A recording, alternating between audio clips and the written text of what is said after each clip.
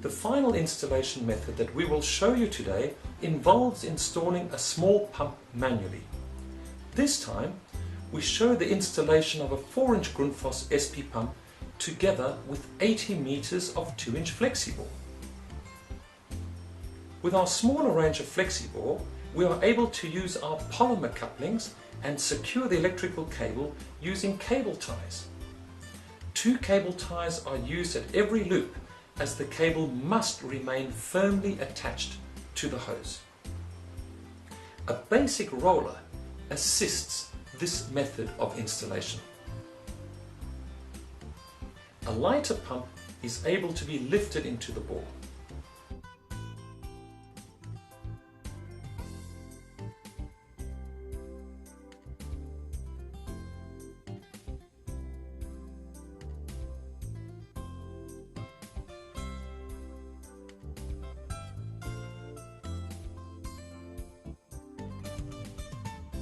With 2 assistants and no vehicle, the 80 meters of hose has been installed in less than 1 hour. This video has not shown any pumps coming out of the ground, yet this process needs to be done every few years. When the time comes for the pump to be retrieved, we simply reverse the process.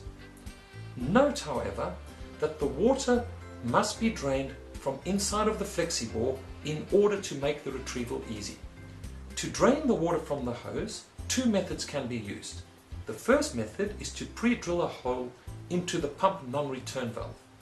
The second method involves inserting a break-off valve into the bottom coupling. This method is used in cases where the riser needs to be kept full of water until the time comes for pump retrieval. A replaceable break-off valve is screwed into the bottom coupling body. A weight is lowered into the hose on a safety cable. Once this weight comes to rest at the bottom of the riser, it is gently lifted and allowed to drop. This shears the plug and releases the water in the riser. Years of research has resulted in Flexibore becoming the principal flexible riser, meeting with the demands of industry in the 21st century.